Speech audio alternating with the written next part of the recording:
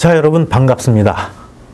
저하고 같이 이제 행정고시 기술직 측량학 문제를 다뤄나갈 텐데, 저는 여러분들에게 이 측량학에 대한 내용을 설명하고 함께 학습해 나갈 주현승이라고 합니다.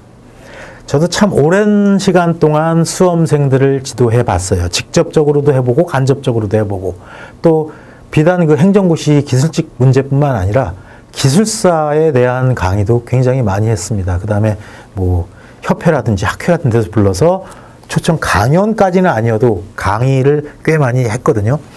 근데 그러면서 또 개인적으로 저한테 연락을 하시는 그러한 학생들도, 수험생들도 있어요. 그러면서 이제 어떤 방법으로 공부를 하는 게 가장 좋냐라고 얘기하죠. 물론 우리는 주어진 시간이 다 똑같기 때문에 가장 효율적으로, 가장 경제적으로 공부한 방법을 찾아야 됩니다. 그리고 그렇게 잘 머릿속에 들어와 있는 거를 적절하게 논술로 표현해내는 방법도 굉장히 중요하죠. 그래서 아마 이번 이 강좌에서는 여러분들하고 그런 내용들이 주가 될 거예요. 물론 그렇게 응용을 할 수 있는 답안지를 작성하려면 가장 중요한 건 기초 지식, 기본 지식, 뭐 어디서나 통용되는 말이겠지만 기본에 충실해야 된다는 얘기입니다. 시험 문제를 여러분들도 아마 쭉 훑어보셨을 거예요. 기출 문제들을. 그럼 이 행정고시 기술사 문제가, 행정고시 그 측량학 문제가, 기술직 문제가 참 어떨 땐 답답하죠. 중구난방으로 튀어서 이러한 문제가 출제될 경우도 있고, 그러면 뭐 한 4분의 1, 뭐 30점짜리 그냥 통째로 날아가는 경우도 있을 수 있어요. 이럴 때 그 문제도 포기하지 말고 거기서 몇 점이라도 뽑아내야 되는 그러한 논술 같은 거를 갖춰둬야 된다는 얘기예요. 그러니까 결국은 이제 시간이 쭉 지나가면서 강의를 진행하다 보면서 요건 요렇게 서술하는 게 좋다라는 그런 멘트도 가끔 나가겠지만, 일단 기본적으로 여러분들이 중요한 것들을 먼저 챙겨둬야 됩니다. 그리고 누구나 공부하는, 특히 수험을 하는 상태에서 행복한 사람은 별로 없어요. 저도 이제 재수도 해보고 여러 가지 시험도 보면서 여태까지 왔지만 그 시험에 합격하기 위해서 매달리는 시간만큼이 행복하지는 않습니다. 단지 억지로 행복한 척을 하죠. 왜? 그렇게 됐을 때 내 모습을 상상하면서. 그러면 조금 위안이 되지만, 하지만 그 중간 과정은 상당히 고통스러운 건 맞아요. 근데 그건 누구나 그렇거든요. 결국은 뭐야? 끈기가 있어야 이뤄나갈 수 있다는 얘기입니다. 아니면 아주 전 인류의 1%가 안 되는 비상한 머리를 타고나가지고 한 번만 쭉 읽으면 다 쓸 수 있든지, 모차르트처럼. 네. 어쨌든 간에 그 공부하는 내용들, 그 다음에 수험 준비하는 내용, 그 다음에 답안 작성하는 내용, 여기에 대한 얘기들을 여러분들하고 쭉 풀어나갈 거예요. 오늘은 첫 시간, 오리엔테이션 시간으로 어떤 과목들이 있고, 예, 어떻게 시험지를 준비하는 게 좋고, 그 다음에 공부는 어떻게 하는 게 좋은지, 그 다음에 교재는 어떤 방법으로 나가고 있는지, 그 다음에 진도는 어떻게, 진도까지는 여기서 얘기는 안 되겠지만, 어쨌든 중요한 팩트들이 뭔지를 한번 쭉 점검해보는 전체 OT 시간을 갖도록 하겠습니다. 자, 행정고시 기술직 시험이에요. 예. 일단 시험 대비, 그 다음에 시험 대비하는데 소요되는 시간들, 그 다음에 관련 과목들을 한번 살펴볼게요. 원래 정확히 시험의 명칭이 뭐예요? 국가공무원 5급 기술 공개 경쟁 채용 제2차 시험입니다. 예, 여기에 측량학이 들어가는 거고요. 보통 이제 제가 주변에서 지도를 하거나 또는 물어보거나 해가지고 얘기를 들어보면 보통 시험 준비 기간이 6개월 정도 갖고 되는 사람은 거의 없는 것 같아요. 그래서 보통 1년에서 3년까지를 준비를 하는데 보통 1년 반에서 2년 차에 판가름이 나는 것 같아요, 보니까. 예. 그 다음에 여기에 다양한 예상 문제들이 나오죠. 그래서 이것들을 잘 수집하고 조사하고, 또 더 중요한 건 내가 직접 써봐야 된다는 겁니다. 자, 그 다음에 일단 정보를 우리가 얻을 수 있는 건 굉장히 한정적이죠. 그래서 기출문제에서 정보를 얻을 수밖에 없어요. 예. 그리고 기출문제 정보를 얻은 데다가 살붙이기를 해가지고, 그 다음에 내가 이걸 통해서 나만의 답안지를 만들어 놓는 게 가장 경제적이고 가장 빠른 방법입니다. 전통적인 계산 문제들이 나오죠. 예, 오차론, 여기서 특히 관측값에 대해서 최소제곱법 같은 문제가 튀어나올 경우도 있고, 그 다음에 또 작년인가요? 예, 다각망 조정이 느닷없이 나온 적이 있어요. 그 다음에 또 삼각망 조정 같은 것도 참 복잡한 문제인데 기어 나오는 경우도 있으니까, 이런 계산 문제 같은 것도 잘 정리를 해둬야 돼요. 그 다음에 문제가 굉장히 뒤죽박죽 나오고 막 정신을 못 차리게 나오는 경우가 있기 때문에 다변화된 문제에 대해서 놀라지 않을 만큼의 강심장도 갖고 있어야 됩니다. 또 중요한 거는 굉장히 많이 나오는 파트들이 첨단 측량 부분입니다. 우리가 GNSS라고 얘기하는 그 미국의 GPS. 예, 여기서 그 정확도를 분석하는 거 작년에 시험에 나왔죠? 예, 굉장히 어렵게 나왔어요. 이것도. 또 오차 따지는 문제들. 그 재작년에도 나왔던 것 같아요. 어쨌든 이러한 첨단 기술의 그 최신 문제들이 추가가 된다는 것도 굉장히 주목해야 될 사항입니다. 자, 이 측량학의 주요 과목들, 뭐 아까도 브로드한 학문이라고 얘기를 했지만 굉장히 과목이 많아요. 일단 첫 시간에 저는 제일 중요하게 강조하는 게 이 총론 시간입니다. 총론. 여기서 측량을 한 바퀴 다 띄워버릴 거거든요. 다 띄고서 완전히 위에서 내려다보면서 자, 이 파트를 들어가고 있구나라는 그걸 숙지하게 하도록 강의를 할 거예요. 물론 대부분의 학생들은 또는 수강생들은 그걸 받아들이지만 그거를 총론이라고 되게 무시한 사람들은 나중에 굉장히 후회를 하게 됩니다. 굉장히 제가 무지하게 열성적으로 강의하는 파트가 바로 총론이에요. 측량에 대한 전반적인 얘기, 무척 중요한 얘기입니다.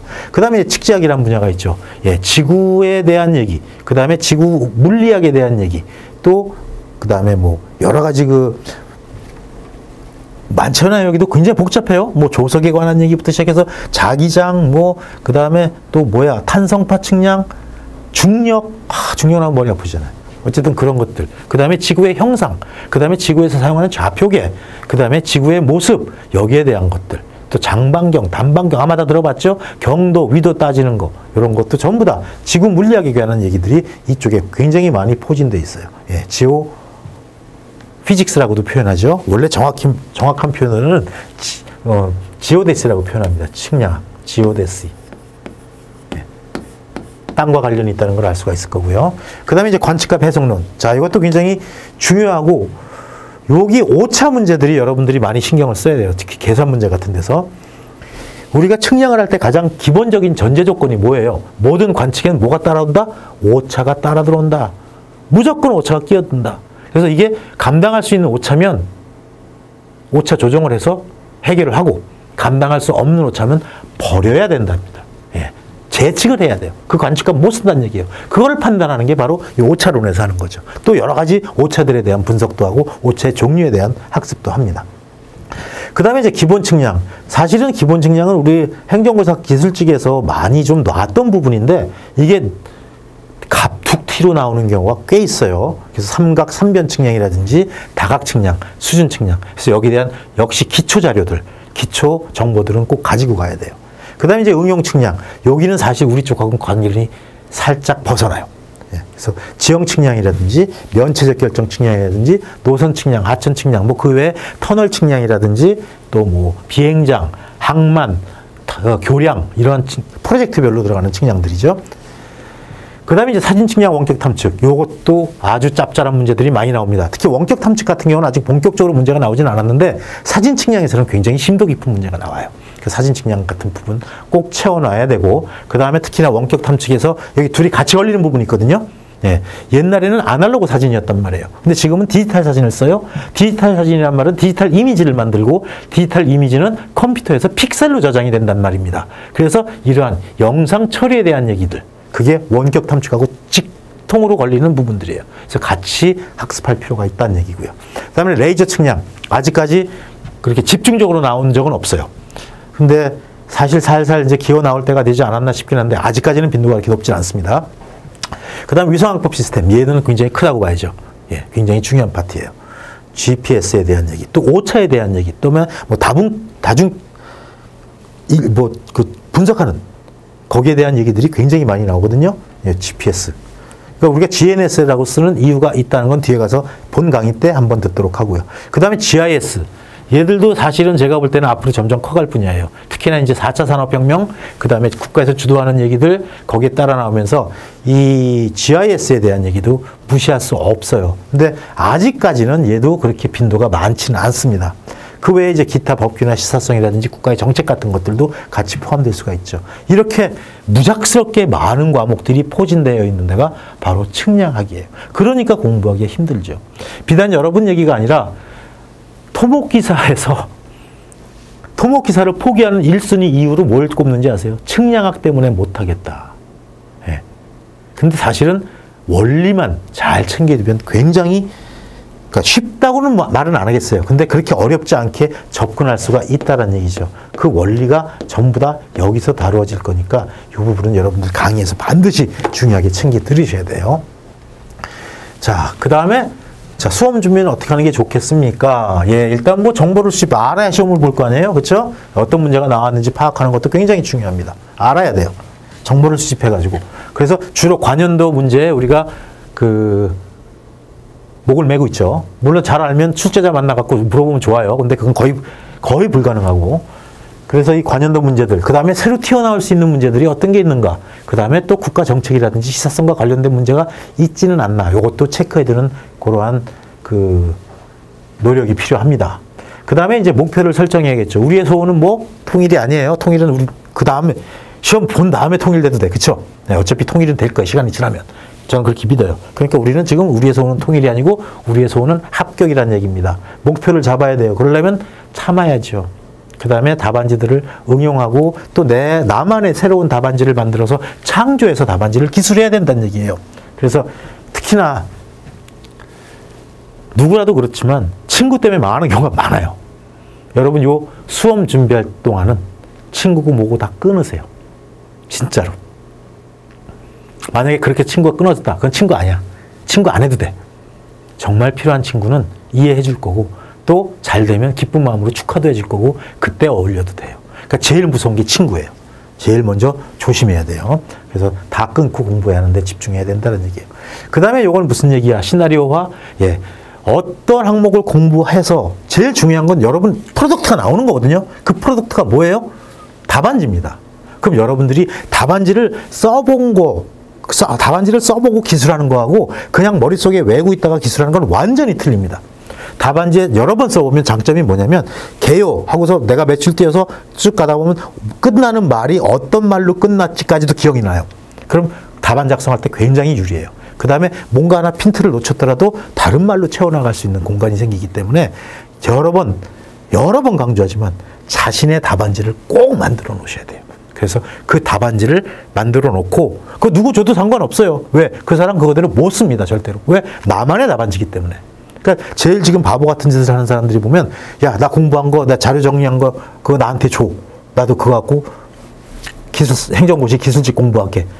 더 힘들어요. 어떤 의도로 압축을 해놨는지 모르기 때문에. 그러니까 힘들더라도 이 답안지 미리 만들어 보는 연습. 저는 거기에 한 50% 정도 시간을 할애해야 된다고 보거든요. 그 나머지 50은 뭐예요? 뭐 나머지 50은 뭐야? 한 20은 자료 수집해야 될 거고 그 다음에 나머지 30은 드립다 그거 안 보고 쓰는 연습해야 되는 거고 이렇게 가야 돼요. 그래서 팔뚝 힘이 굉장히 필요해요. 예. 여러분 2시간 시험 보죠? 2시간 동안에 일단 갈기고 나와야 된다는 얘기예요. 예. 그래서 반복 연습을 해야 된다. 꼭 나만의 답안지를 통해서 반복 연습을 해야 합니다. 자, 답안지 작성할 때 고려할 사항이죠. 일단 시간이 제약이 있어요. 자, 지금 문제를 보면 뭐 다양하게 나와요. 100점 만점으로 해서 15점짜리도 나오고 20점짜리도 나오고 30점짜리도 나오고 또 30점짜리 안에 15점 2개가 나오는 경우도 있고 뭐 10점, 15점 뭐 이렇게 나오는 경우도 있고 어쨌든 배점이 다양해요. 그럼 일단은 여러분들이 큰 배점부터 건드리는 게 좋아요. 예. 그래서 큰 배점부터 연습장에다 같이 쓸 수 있잖아요. 답안지에다. 그럼 그거부터 필요한 뭐부터 요만 나열을 해도 나중에 그걸 보고 충분히 논술을 만들어 나갈 수가 있습니다. 그러니까 제일 중요한 건 키워드 암기예요. 일단 어쨌든 간에 15점, 20점, 25점, 뭐 30점 아주 다양한 배점이 나오는데 30점짜리는 거의 없죠. 어쨌든 이거를 다 소화할 수 있고 이걸 언제? 과목별로 2시간씩. 우리한테는 딱 2시간이 주어졌단 말이에요. 거기에 100점 만점으로 시험 본다는 거. 그래서 주어진 시간을 알차게 활용하고 그 다음에 하나 더 팁을 드리자면 답안지도 개발, 세발 써가지고 판독 불가한 것보다는 그래도 읽을 수 있을 정도로 잘 띄어쓰고 한 게 훨씬 유리하다는 얘기입니다. 채점할 때. 아무래도 채점하는 사람이에요. 그러면 글씨 진짜 글자 판독이 안 돼. 읽다가 짜증나죠. 그럼 당연히 좋은 점수가 갈 수가 없어요. 자, 그 다음에 문장력. 당연히 우리는 논술, 서술을, 물론 계산 문제야 다른 얘기지만 논술을 서술할 때 문장력이 필요합니다. 그래서 구어체를 사용하면 안 되고 정해진 논술체, 그 다음에 논문체, 여기에 맞도록 정해진 양식에 따라서 또 논술 양식 있잖아요. 보통 서론, 본론, 결론 이렇게 나가는 거. 아니면 짧은 걸 때는 뭐 개요, 아니면 정의부터 시작하든가. 뒤에 가서 그 예를 하나씩 보여드릴게요. 어쨌든 이런 문어체로 완전히 작성을 해야 되고 학술적이고 논리적이고 그리고 보고서 문체, 그 다음에 논문체로 작성을 해야 되죠.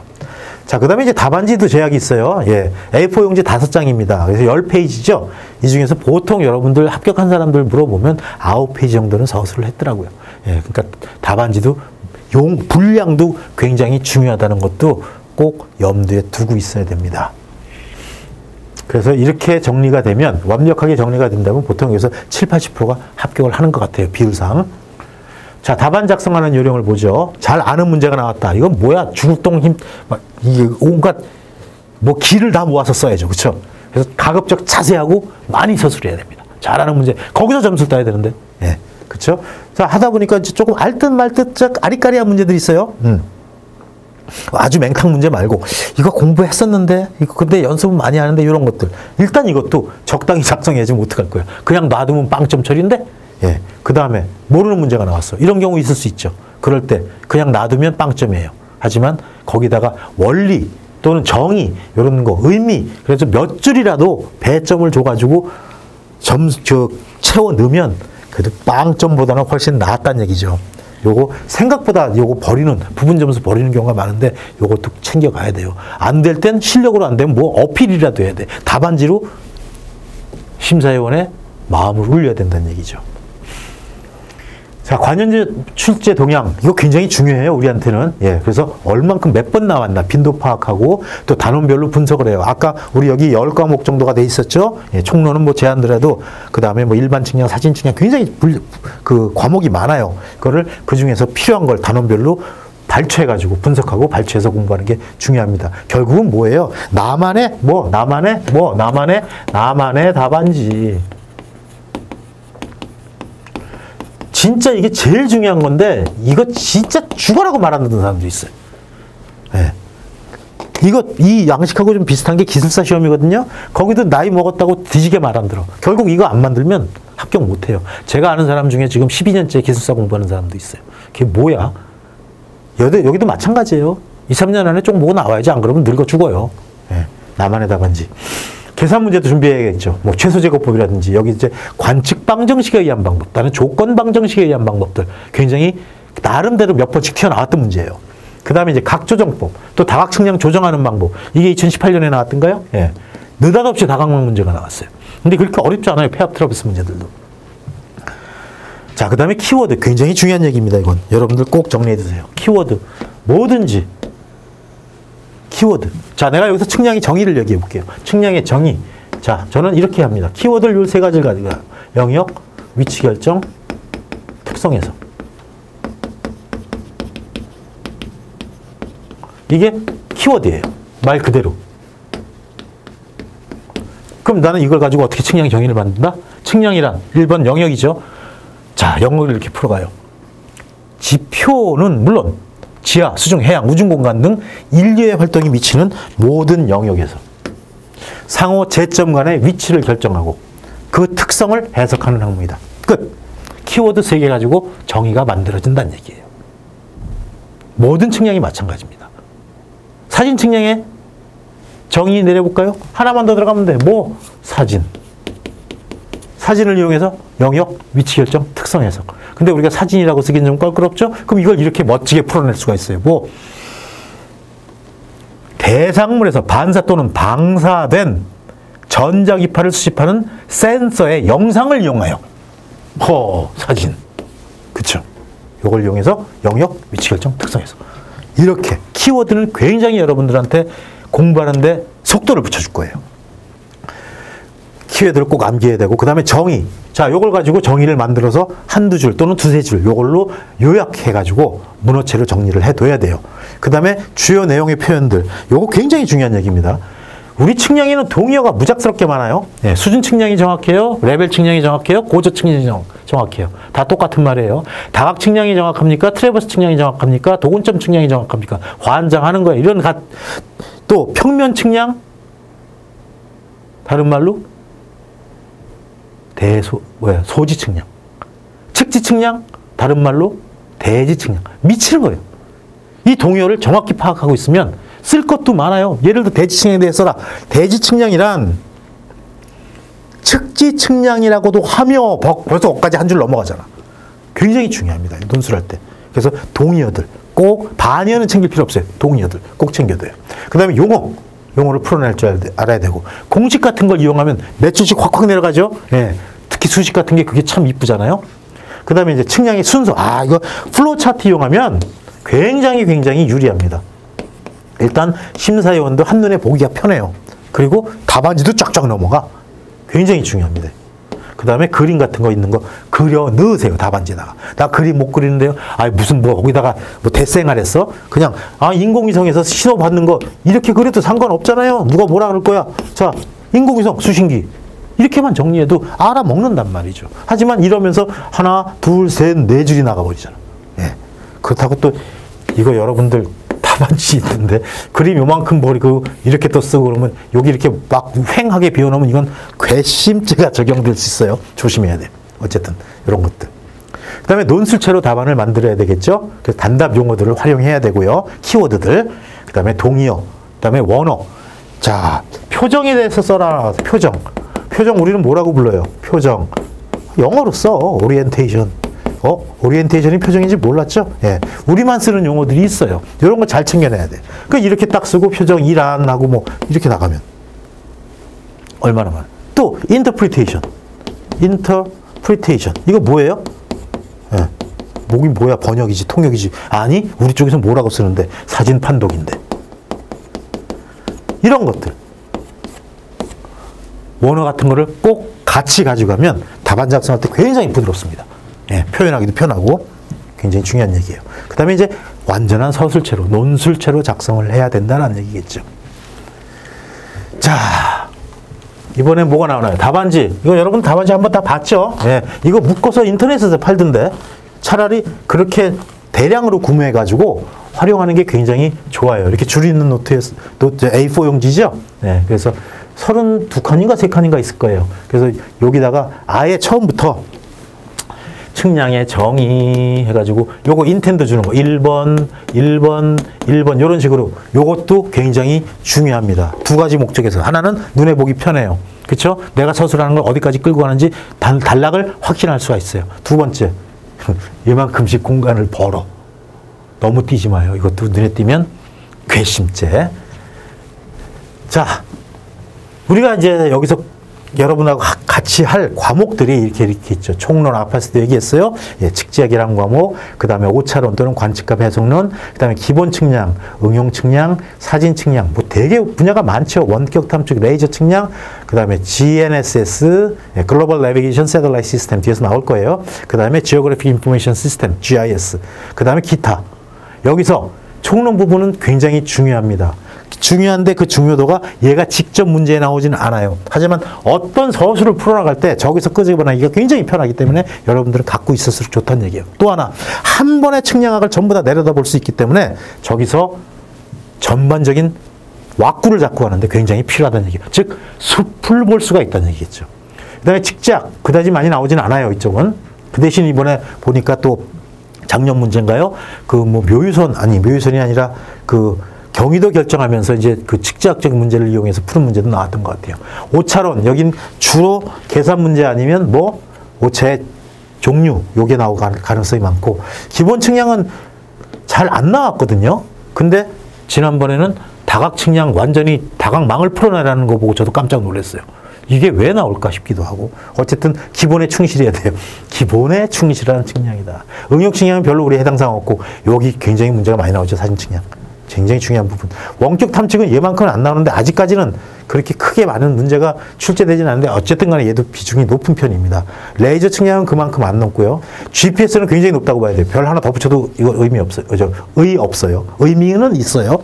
그 다음에 GIS는 그렇게 아직 많이 출제가 안 됐고, 그 다음에 그다지 중요한 건 아닙니다. 어쨌든 이런 과목 중에서 제일 중요한 건 뭐다? 여러분들이 제일 자신 있는 과목 3놈을 먼저 골라갖고 조져야 돼. 여러분 17대 1 이렇게 한번 붙어봤어요? 예.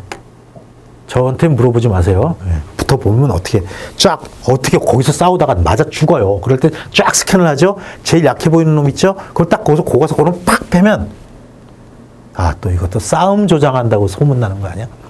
어쨌든 구멍이 뚫리죠? 그럼 그 길로 냅다 튀어야 돼. 무슨 소리 하고 싶어서 그래요? 여러분들이 제일 자신 있는 과목 최소한 3개는 만들어 놔야 된다는 얘기예요. 근데 제일 자신 있는 3개를 만드는데 난 요놈하고 요놈을 공부해야지.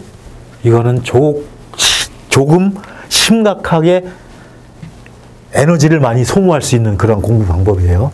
난이도가 높고 그 다음에 빈도가 높은 문제들을 집중 공략해서 야, 난 사진 측량 하나는 자신 있어. 난 GPS 하나는 자신 있어. 이렇게 끌고 나가야 된다는 얘기입니다. 자, 작년 문제네요. 트래버스 측량에 그 트래버스 측량에서 내 이 기가 막힌 문제가 이거였어. 작년 문제. 예, 트래버스 조정에서는 트랜짓 법칙과 컴파스 법칙. 이게 여기 왜 나왔는지 나한테 이해가 안 가는데 어쨌든 간에 이거 뭐예요? 오차 조정하는 방법이에요. 예. 그래서 각과 거리의 정확도를 따져가지고 각과 거리의 정확도가 같다고 얘기할 때는 트랜짓 법칙. 그쵸? 그 다음에 각의 정확도가 높다고 볼 때는 컴파스 법칙. 이걸 이용해가지고 이제 풀어나가는 방법인데 상당히 생뚱맞은 문제였어요. 그 다음에 이 트래버스 망 조정하는 게 나왔단 말이에요. 예. 그래서 어떤 걸 이용해서 컴파스 법칙 딱 정해줬잖아요. 이걸 이용해서. 이것도 사실 트랜짓 법칙보다 많이 쓰이는 기법은 아니거든요. 근데 어쨌든 이걸 갖고 쓰라는 얘기죠. 예, 절대값 구해가지고 찾는 방법. 그래서 여기에 대해서 조정을 하라는 얘기. 이런 문제. 상당히 좀 의외의 문제가 한번 나왔던 게 바로 이거네요. 25점짜리로 그것도. 야, 4분의 1 배점이에요. 100점 만점에. 그 다음에 이제 GPS. 예, 이것도 굉장히 많이 나오죠. 예, 단독치기, 상대치기, 그 다음에 정적치기. 뭐 이거 이렇게 표현하면 그런데 일단 뭐 한 점씩 꼽는 거. 그 다음에 상대 측량. 그 다음에 스태틱, 다이나믹. 요기에 대한 것들. 요것도 충분히 여러분들 학습을 해둬야 돼요. 그 다음에 네트워크 RTK, 리얼타임 키네매틱이죠. 역시 마찬가지. 가상 기준점에 대한 얘기. 예, 역시 DGPS의 가장 기본적인 얘기들. 요건 나올 만한 문제죠. 그 다음에 국가 GNS 상시관 측망. 요것도 이제 국가에서 주도하는 방향. 아까 시사성에 해당될 수 있는 방향. 근데 점수가 크진 않아요. 6점, 6점, 8점 이렇게 나왔기 때문에. 그 다음에 수치지도에서 축척에 대한 문제. 요거는 여러분들의 사고방식을 묻는 문제죠. 그래서 축척과 수치지도는 어떤 관계에 있는지 여러분들의 의견을 묻는 문제예요. 근데 요것도 잘 서술해야 되겠죠. 그 다음에 이제 뭐 정사 영상. 그 다음에 엄밀 정사 영상. 여기에 대한 얘기들. 사진 측량에 관련된 얘기. 이거 뭐 표정 나왔다면 무조건 기어 나온 놈이 공선 조건, 공면 조건. 뭐 계속 나오니까. 예, 이런 것들. 이건 기본에 충실해야 되는 사진 측량 전통적인 문제입니다. 그 다음에 또 역시 항공사진 측량에 대한 얘기. 공선 조건 또 나왔네요. 예, 이건 2016년, 재작년 문제네. 3년 전 문제구나. 예, 공선 조건. 야, 뭐 표정에서 가장 중요한 얘기 하나죠. 상호 표정에서. 그 다음에 이제 번들 어저스먼트. 야, 이것도 중요한 얘기들이에요. 그 다음에 이제 오차 전파. 이게 전형적인 오차론에 대한 문제입니다. 아니면 이 오차 전파를 이용해가지고 그 오차 전파식 유도하는 거. 이거 부정오차의 오차 전파죠. 이 동의어들 꼭 기억해야 돼요. 우연오차가 뭔데? 부정오차인데. 예. 기계오차는 정오차인데. 이 동의어를 모르면 무슨 말인지 해석을 못해요. 예. 에러 프로퍼게이션. 여기에 대한 얘기. 그 다음에 이제 여기서 각각 그 높이값, 표준오차를 구하는 문제. 이런 것들. 이것도 기본적인, 어떻게 보면 전통적인 측량학 문제입니다. 자, 일단 용어 정리는 어떤 방법으로 하는 게 좋아요? 용어 정리. 일단 위도 같은 게 나왔다. 자, 한두 절의 문어체로 정의를 하라 그랬죠. 자, 위도. 임의의 타원체 상에서 임의의 법선이 적도와 이루는 거. 아, 뭔 소린지 하나도 몰라. 근데 이런 거 그림 그려보면 되게 편해요. 그리고 그 종류로는 측지위도, 천문위도, 지심위도, 화성위도 같은 것들이 있다라는 얘기죠. 자, 공선 조건 앞에서 우리 문제 나온 거 봤죠? 예. 지상점, 사진상의 상점, 투영점. 이게 일직선상의 공선, 말 그대로 공선, 하나의 선을 공유한다는 얘기예요. 예. 공선. 어떻게 써요? 이렇게 쓰나요? 공선. 그래서 사진상의 상점, 사진상에 있는 점. 그 다음에 투영점, 지상점. 그 다음에 렌즈에 투영하는 투영점. 여기는 뭐? 이 하나, 둘, 세 개가 한 일직선에 존재하여야 한다라는 게 공선 조건. 말 그대로. 동의어들, 아까도 앞에서 얘기했죠? 굉장히 중요하다고 그랬어요. 요거 여러분은 용어를 풀어나갈 때 굉장히 중요한 거예요. 다각 측량, 트래버스 측량, 도근점 측량 다 같은 말이고, 수준 측량, 고저 측량, 레벨 측량 다 같은 말입니다. 물론 사실은 조금 달라요. 이쪽은. 이 레벨 측량은 얘하고는 조금 틀려요. 이렇게 보면 될까? 이렇게 보면 되겠네. 아니지. 집합으로 표시해야 되겠다. 이렇게 봐야 되겠네. 이러한 집합이에요. 즉 얘는 여기에 부분 집합이라고 보면 된다는 얘기예요. 즉 레벨이라는 기구를 이용해서 직접 수준 측량하는 거. 이걸 우리가 레벨 측량이라고 말하고 그 외에 수준 측량이나 고조 측량은 어떤 방법을 이용하든지 높이차를 구해내는 걸 고조 측량 또는 수준 측량이라고 얘기하는 거죠. 그 다음에 함께 붙어 다녀야 되는 놈들. 이것도 아주 골치 아픈 놈들이에요. 뭐 골치 아픈 게 아니라 오히려 답안 쓰기 쉽지. 구가량을 물어보면 무조건 구면삼각형이 정의가 돼야 됩니다. 구가량이라는 건 뭐예요? 지구처럼 이렇게 있을 때 여기 각을 재면 삼각형이 왜? 지구 구체에서 각을 쟀을 때는 얘 내각의 합을 더하면 얘는 180도보다 크게 나타나거든요. 그 크게 나타나는 걸 구가량이라고 하는데 이건 평면 삼각형에서는 안 나타나죠. 평면 삼각형에서는 내각의 합이 180도로 끝나기 때문에 얘는 180도보다 커요. 네. 180도보다 크단 말이야. 이 구가량은. 그렇기 때문에 185, 이 구가량이 아니고 180도보다 큰 양이 나타나고 그 정도. 그러니까 180도에서 그 값을 뺀 값이 나와야 되는 게 구가량이라는 거죠. 같이 붙어 다녀야 되는 말. 그 다음에 이건 우리 그 지형 모델링에서 굉장히 많이 쓰는 말이에요. 디지털 엘리베이션 모델, 디지털 서피스 모델, 디지털 테레인 모델. 여기에 대해서 각각 틀린 것들. 그 다음에 또 뭐예요? 레스터, 벡터. GIS에서 굉장히 중요하게 쓰이는 것들이죠. 이렇게 함께 붙어 다녀야 되는 놈들은 꼭 같이 가져가야 된다는 얘기입니다. 그 다음에 작업의 순서 같은 거, 측량 작업. 제일 먼저 뭐든지 계획을 합니다. 그리고 쭉 풀어나가는데, 그거 플로우 차트로 그려주면 무지하게 편하고, 칸 많고, 이뻐지고. 네. 또 그림 같은 거 많이 활용을 해야 돼요. 오차. 저 위도 종류. 뒤에가 나오겠지만, 위도라는 건 정확히 엄밀한 의미가 뭐예요? 이렇게 했을 때, 타원체 번면상에서 여기 접선해가지고 선을 내려긋고 위도에서부터 올라간 거리. 요걸 위도라고, 적도에서부터 올라간 거리를 위도라고. 오차 곡선 뭐예요, 이거? 주로 이제 우리가 이거 갖고 그리잖아요. 예. 정규분포를 가지고, 예. 정밀도를 표현하면서 오차에 대한 분포를 설명할 때 오차 곡선 같은 것들 꼭 그림이 들어가면 굉장히 좋아요. 설명하기도. 그 다음에 공식 가지고 공식을 풀어가지고 거기서 설명 붙여나가도 굉장히 좋은 내용들이 있습니다. 기복변이 같은 거 뒤에 나올 거예요. 다시 한번 그때 같이 볼게요. 그렇게 해서 이렇게 정리를 하면 여러분들 수험 준비의 50% 정도는 완성이 되는 거예요. 시작은 반이에요. 그럼 50%는 엄청난 퍼센티지입니다. 자, 그림, 표, 식, 플로우 차트 이용하라 그랬죠? 자, 측지 위도에 대해 서술하라. 위도에 대해 써라. 아까 위도는 뭐예요? 타원체상의 임의의 점에서, 그쵸? 임의의 점에서. 거기에 접선을 걷어. 접선. 그 다음에 접선에 법선을 내려갔어. 그 얘기는 뭐예요? 법선과 접선, 접선과 법선. 90도로 만난다는 얘기죠. 그럼 요각을 위도라고 한다. 어디서부터 올라간 각? 적도에서부터 기어 올라간 각. 요거 phi, 요거를 위도라고 한다라는 얘기예요. 요걸 측지 위도라고 우리가 얘기를 하죠. 그 다음에 레디안, 스테레디안 이것도 뭐 다 아는 얘기예요.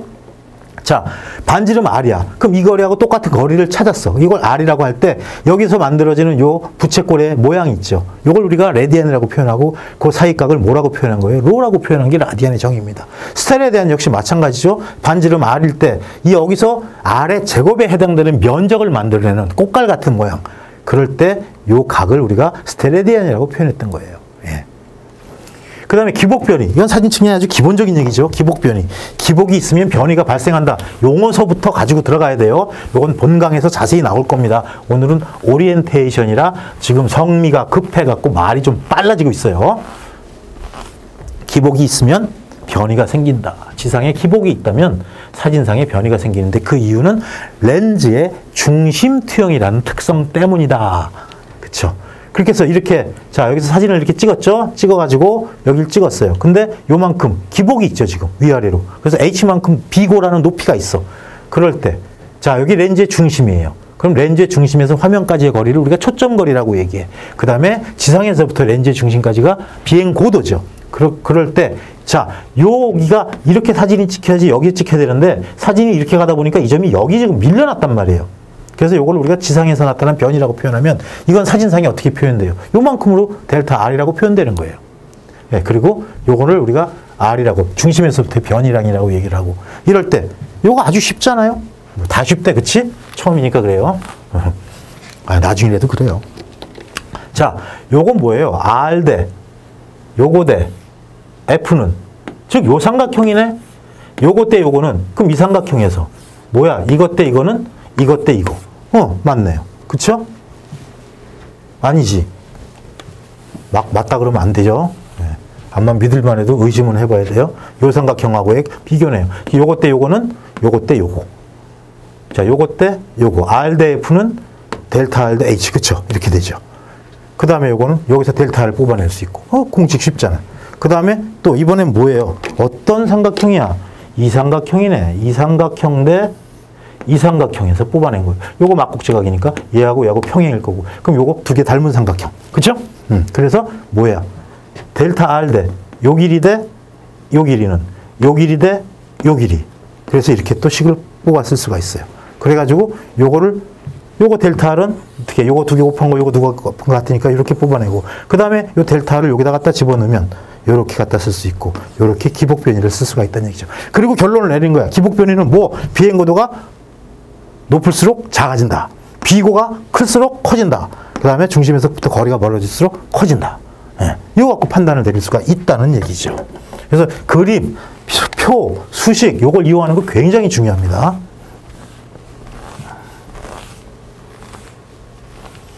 자, 또 이번엔 플로우 차트의 예를 한번 볼까요? 자, 항공사진에 의해서 지형도를 제작하는 방법에 대해 논하라. 그럴 때 딱 전반적으로 들어가면 좋은 일단 촬영 계획을 세울 거고 그 다음에 지상 기준점 측량을 할 거예요. 그래서 그 기준점들이 사진에 찍히게 만들고 그 다음에 그 사진을 가지고 항공 삼각 측량을 합니다. 그 다음에 거길 도활해가지고 종이 지도를 만들어내요. 이게 기존의 측량 방법이었어요. 사진 측량.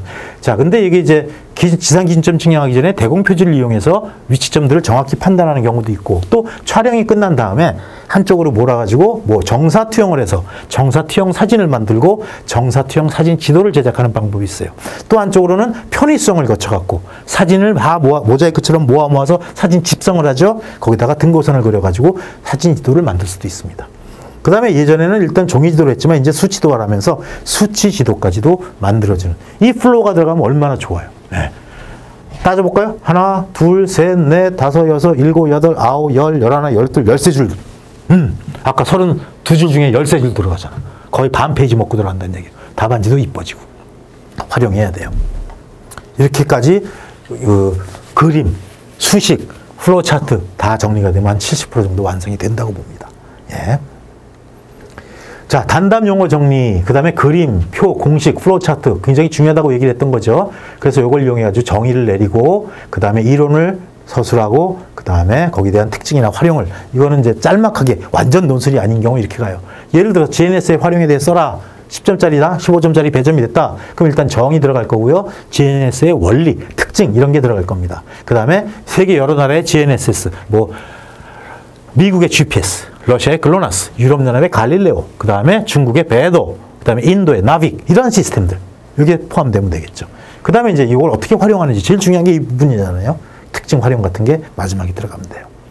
그 다음에 이제 구가량에 대해 서술하라 그러면 뭐 일단 구가량하면 구면 삼각형하고 붙어 다니는 놈들이라 그랬어요. 정의를 쓰고 구가량 및 구면 삼각형에 대한 정리, 그 다음에 특징, 그 다음에 조정하는 방법들 이렇게 서술되면 되겠죠. 예. 그 다음에 좀 더 큰 문제들, 논리적인 서술이 필요한 거. 일단은 세부화를 시키고 세부 목차를 전개해 나가야 돼요. 그 다음에 세부 사항을 정리해야 돼요. 예를 들어서 개요, 큰 틀은 서론, 본론, 결론이에요. 예, 큰 틀은. 그래서 서론이란 말보다는 개요가 들어가는 게 저는 개인적으로 좀 부드럽게 느껴지더라고요. 그래서 이 개요에는 정의라든지 배경, 요약 같은 게 들어가서 그렇게 많이 서술될 필요도 없어요. 3줄에서 5줄 정도, 제일 위에. 그 다음에 이제 본론이 들어가기 앞서서 역사라든지 특징이라든지 분류 같은 게 들어가면 좋을 거고요. 그 다음에 본론을 서술하면서 일단 우리가 어떤 문제를 해결하기 위해서 현재 문제가 뭐지? 그럼 어떻게 하면 해결되지? 그럼 해결되니까 어떤 기대가 있지? 요거를 가지고 생각하면서 논술을 하면 훨씬 더 논술적인 문서가 만들어진다는 얘기죠. 자, 예를 들어서 뭐 산사태 또는 호우 지역의 모니터링에 대한 측량 방법에 대해 서술하라 라고 나왔다. 그럼 모범답은 어떻게 만들어요? 일단 개요 같은 게 이거는 덩어리가 큰 문제라고 가정했어요. 예, 개요가 들어가요. 그 다음에 여긴 측량의 정의라든지 기타 사항들, 특징들이 들어갈 거고 그 다음에 본론, 결국 여기서 물어보는 게 산사태라든지 호우 지방에서 어떻게 측량할 거냐라는 걸 물어보는 거 아니에요. 그럼 지도 제작 방법에 대한 얘기가 끼어 들어가죠. 일단 지상 측량에 의해서 지도를 만들어. 근데 산사태인데 어떻게 지상 측량이 안 된다라고 결론을 내려버려요. 두 번째, 위성 측량. 아, 이건 데이터가 있으면 구할 수 있다. 그 방법에 대해서 서술하면 되고. 그 다음에 항공사진 또는 요즘에 드론에 의한 게 굉장히 많이 활발하게 활용이 되거든요. 그런 거 가지고 지형도 제작 방법. 그 다음에 레이저 측량에 의해서 지형도 제작하는 방법. 다양합니다, 아주. 이건 결국은 뭐예요? 직접 사람이 가지 않고 측량할 수 있는 방법을 찾으라는 얘기죠. 아, 산사태 지역인데 내가 거기 뭐 폴 때문에 들어갈 거야? 큰일 나잖아, 그럼. 그렇죠? 호우 집중호우인데 언제 쓸려갈지 모르는데 그렇게 결국 지상 측량은 안 된다는 얘기예요. 거기에서 주안점을 갖고 문제를 서술해 나가야 된다는 얘기죠. 그 다음에 측량의 현황과 문제점. 자, 현재 이렇게 했더니 산사태나 호우 지역에 이런 문제가 있더라. 그럼 이걸 이렇게 해결하면 좋겠다라는 거. 그래서 결론까지 맺어주면 좋다는 얘기입니다. 자, 우리 사용할 교재는 아까 제 이름 얘기했죠. 제가 쓴 책이에요. 이러한 책입니다. 지오인포매틱스라는 책이고 2017년 자, 벌써 횟수로 2년 됐네요. 개정 3판이에요. 그래서 얘는 판본이 좀 달라졌기 때문에 제가 개혁판이라는 이름으로 출판을 했습니다. 나름대로 굉장히 많이 팔리는 책 중에 하나죠. 인기 좋아요, 사실은. 이 책을 가지고 활용을 할 거예요. 그래서 여러분들이 이렇게 강의를 들으면서 이 책을 활용하면 굉장히 많은 도움이 될 겁니다. 자, 그 다음에 이제 여러분들한테 요거를 어떤 방법으로 이제 유출을 할 생각인데, 출력물이죠. 그래서 여러분들은 4페이지씩 이 강의 노트가 들어간 이러한 그 강의 노트를 가지고 공부를 할 수 있을 겁니다. 자, 그리고 이제 이 강의 노트 말고 이게 강의 노트가 원래 강의 노트의 원본형이죠. 여기서 지금 여러분들하고 강의할 때는 띄우면서 제가 설명하는 파워포인트. 여기 이제 이런 식으로 구성이 돼요. 자, 제일 왼쪽에 빨간색 여기 있죠. 보여요?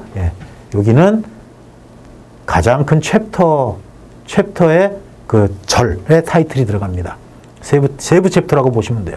그 다음에 여기는 세부 항목이 들어갈 거예요. 세부 항목. 그 다음에 여기는 페이지 번호가 들어가 있죠. 앞 슬라이드에서 설명했던 지오인포매틱스의 페이지 번호예요. 그러니까 여러분들이 강의를 들으면서 그 페이지를 참조할 수 있도록 다 붙여놨어요.